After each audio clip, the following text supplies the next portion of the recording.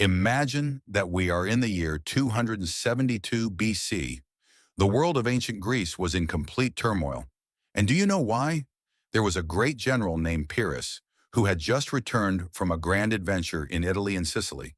He was incredibly ambitious, always wanting to conquer more and more territories. When he returned to Greece, he wasn't satisfied. In his mind, there were still many battles to win and lands to conquer. And guess what? The chaos was about to start all over again because Pyrrhus wanted to expand his power even further.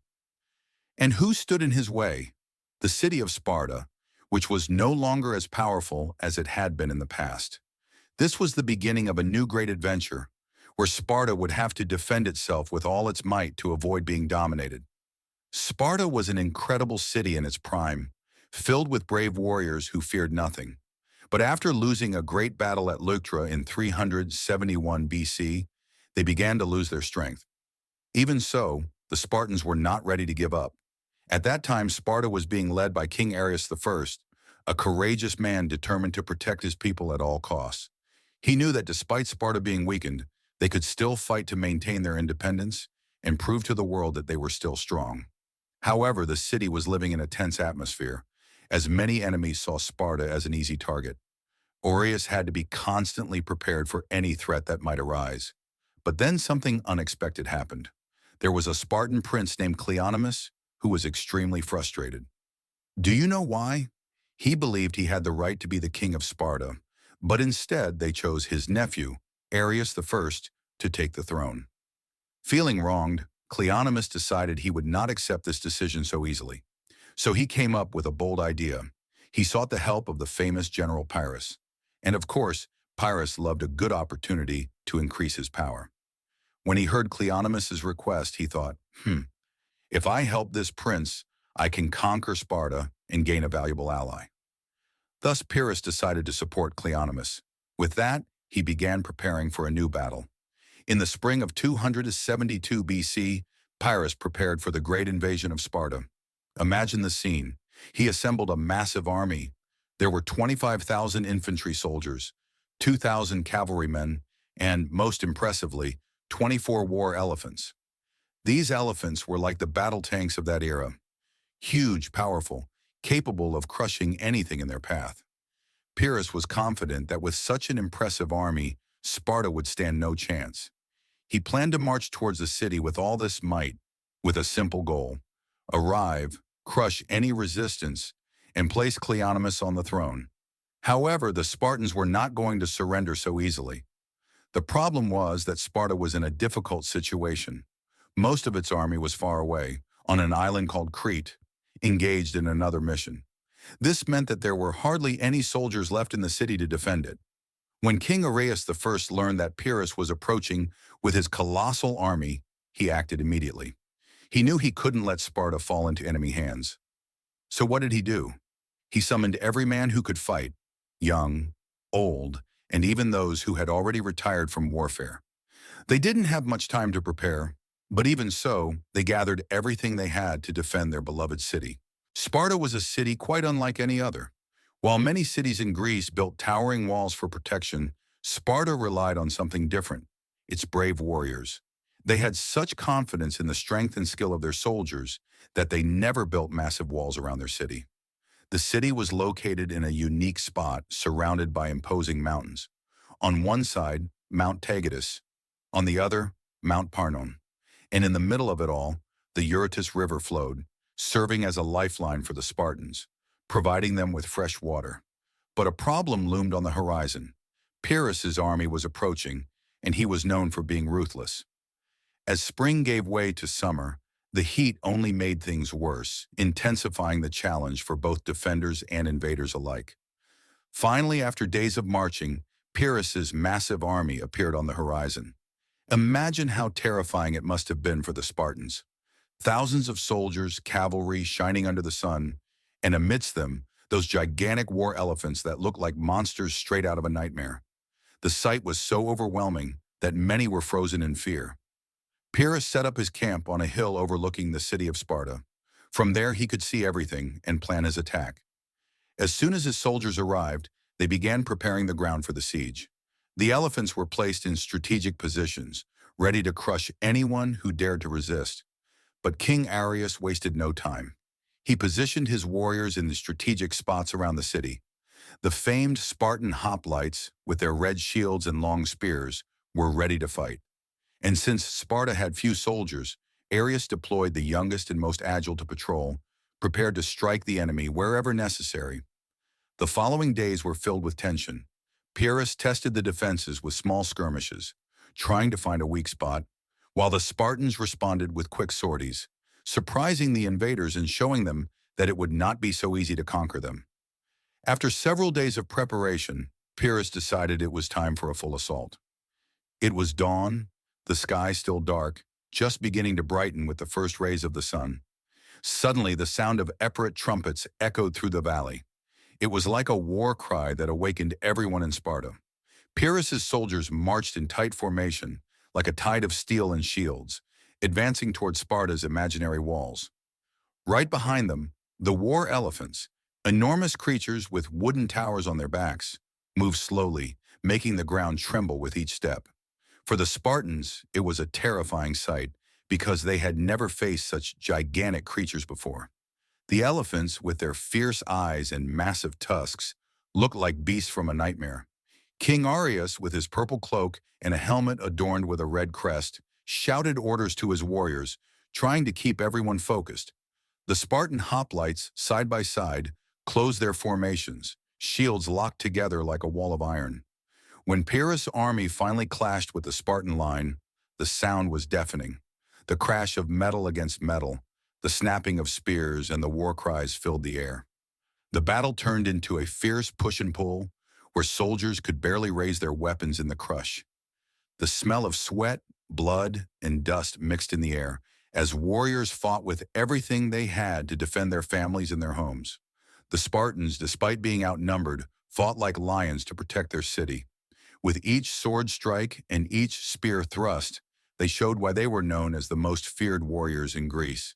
King Areus, always at the front line, inspired his men with his courage. Every time he felled an enemy, his shouts echoed, further motivating the defenders. But Pyrrhus, realizing that the frontal assault wasn't working as well as he had hoped, decided to change tactics. With years of battle experience under his belt, he ordered his powerful cavalry to attempt a flank attack on the Spartans. The idea was simple. If he could break through the sides of the Spartan formation, he could surround them and crush their resistance. The ground trembled with the galloping of horses, and clouds of dust rose as Pyrrhus's cavalry charged forward. The Epirot horsemen, armed with long spears and gleaming armor, reflecting the sun, seemed unstoppable. But Areus, cunning as a fox, had already anticipated this move. He had positioned groups of young Spartans at strategic points on the hills and among the olive groves. These agile warriors were experts in guerrilla tactics. As soon as they saw the cavalry approaching, they suddenly appeared like ghosts, unleashing a hail of javelins upon the horsemen, causing confusion and slowing their advance. The battle, already fierce, became even more chaotic. The battlefield was filled with screams, the clash of metal, and the thunder of hooves. Amid the dust and confusion, it was nearly impossible to tell friend from foe.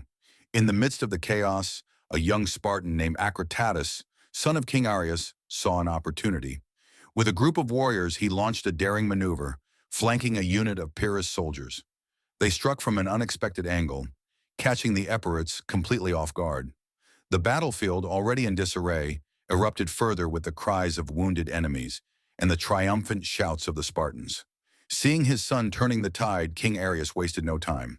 With a roar that seemed to shake the very mountains surrounding them, he led a fierce counterattack.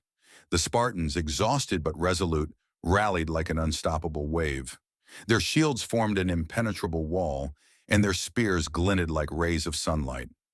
Pyrrhus' soldiers began to retreat, stumbling over the fallen bodies of their comrades, slipping on the blood-soaked ground. For a moment it seemed that the Spartans might actually turn the tide and win the battle. Pyrrhus' front line began to buckle, threatening to collapse entirely. But Pyrrhus, with the composure of a great strategist, swiftly reorganized his troops. He brought in fresh reinforcements to the front line, granting the exhausted soldiers a brief respite. And then he unveiled his secret weapon, the war elephants that had been kept in reserve until now. The giants advanced, their trunks swinging and releasing roars that echoed like thunder. The Spartans, already fatigued, now faced a new and even more terrifying threat. Yet with unwavering hearts and unshakable courage, they braced themselves to withstand the impact of these colossal beasts. The battle raged on for hours, showing no signs of a truce. The sun climbed higher in the sky, making the heat unbearable. The warriors, covered in dust and sweat, were nearing exhaustion, yet none retreated. The air was heavy, thick with the scent of iron, blood, and earth. In the midst of the valley, the river Eurotas, which once flowed crystal clear, was now stained red from the fierce clashes along its banks. Wounded soldiers dragged themselves to its waters to quench their thirst or soothe their wounds. Despite this heroic resistance, the Spartans began to feel the weight of the battle. As brave as they were, for every one of Pyrrhus' soldiers that fell, it seemed two more would appear to take his place. King Areus, with his armor stained with blood and sweat, realized that his forces were reaching their limit. He was tired, his arms heavy from relentless fighting, but his mind remained sharp. Seeing that the situation was becoming untenable, Areus made a hard but necessary decision. With a heavy heart, he ordered an organized retreat. The goal was not to flee, but to fall back in a controlled manner. Strategically retreating within the city's walls, the order was relayed along the battle lines with a discipline that only the Spartans possessed, the result of centuries of military training. As the Spartan soldiers withdrew, the younger and more agile warriors stayed behind, protecting the rear and allowing their wounded comrades to be brought to safety. Every step of the retreat was accompanied by a rain of spears and arrows launched by Pyrrhus' army, pressing ever closer. But the Spartans never left anyone behind. The wounded were carried by their comrades, and even the youngest fought valiantly to ensure everyone reached the safety of the city. When the last troops finally crossed the gates, the heavy wooden doors slammed shut with a resounding thud, sealing Sparta off for a new phase of the battle. Now, with the Spartans sheltered within the city, Pyrrhus knew that a frontal assault would be extremely difficult and would cost many lives. Thus, he changed his strategy. He decided to besiege Sparta and wait. Instead of attempting an invasion, he planned to cut off all supplies entering the city, leaving the Spartans without food and water. He believed that over time, hunger would force them to surrender. Pyrrhus' army began digging trenches around the city, erecting fences and wooden fortifications. Day and night, the sound of shovels and hammers echoed through the valley as the soldiers worked tirelessly. Gradually, the fertile valley around Sparta transformed into a battlefield filled with barriers, watchtowers, and guards. The Spartans watched all of this from atop the city walls, realizing the siege was tightening more and more. Inside the walls, the situation grew increasingly dire. King Areus began rationing supplies, carefully dividing the scant reserves of grain and water. Every citizen, from the oldest to the youngest, was assigned tasks to aid in defense and survival.